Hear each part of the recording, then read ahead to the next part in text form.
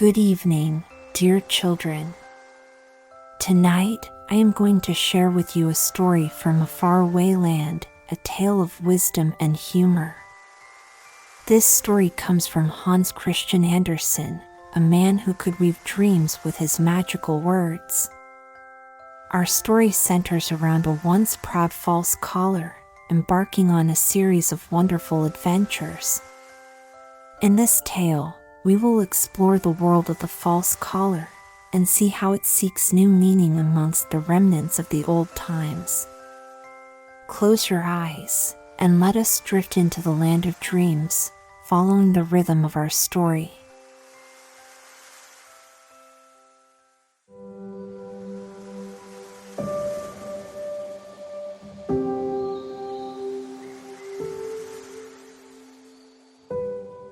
Once upon a time, there was a very fancy man. He only had a bootjack and a hair comb, but he owned the most fabulous fake collars in the whole wide world. And this story is all about one of those collars.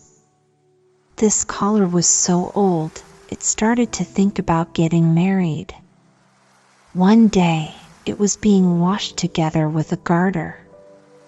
The collar was amazed by how delicate, fine, soft, and neat the garter was. Curiously, the collar asked, "Can I know your name?" The garter replied, "I won't tell you." "Where do you live?" asked the collar. But the garter was too shy and humble to answer such a strange question. "You are definitely a belt," said the collar. "An inner belt, to be precise. I can see that you are both useful and decorative, my dear young lady." "Please don't talk to me," said the garter.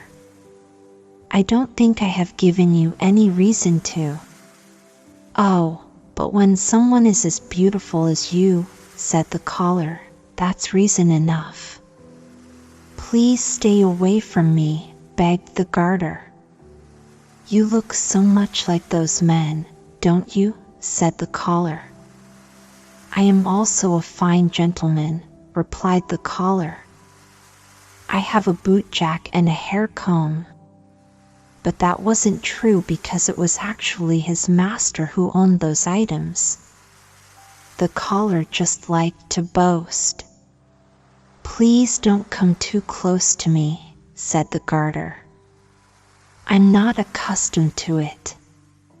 "You're such a prude," exclaimed the collar before being taken out of the washing tub. The collar was then starched, hung over the back of a chair in the sunshine, and finally placed on the ironing blanket. Soon, the warm box iron came. "Oh, dear lady," said the collar. "Oh, dear widow lady. I feel quite hot. I am quite tired. Am amazed at how I can stretch my legs. Truly, I feel like a graceful dancer on stage." "Wow, you are the most talented scissors I have ever seen," exclaimed the collar. "No one can imitate you." "I know it," replied the scissors. "You think I deserve to be a baroness," complimented the collar. "All that I have is a fine gentleman, a bootjack, and a hair comb." "If only I had the barony," added the scissors. "Are you asking for my hand in marriage?" snapped the scissors, filled with anger. Without hesitation, she cut him, and he was sentenced. "Now, I must ask the hair comb." "Miss, you really take good care of your teeth," complimented the collar. "Have you ever considered getting engaged?" "Yes, absolutely." "You can be certain of that," said the hair comb. "I am engaged to the bootjack." "Engaged?" exclaimed the collar. Now there was no one else to court, so he didn't value it. A long time passed, and then the collar ended up in the rag chest at the paper mill.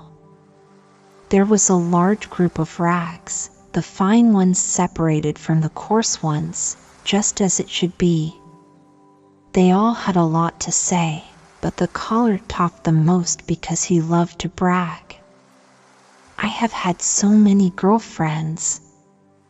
"I couldn't relax," exclaimed the collar. "It's true, I used to be a very well-dressed gentleman. I had both a boot jack and a hair comb, but I never used them. You should have seen me back then. You should have seen me when I laid down. I will never forget my first love. She was a belt, so delicate, so soft, and so charming. She even jumped into a tub of water for my sake.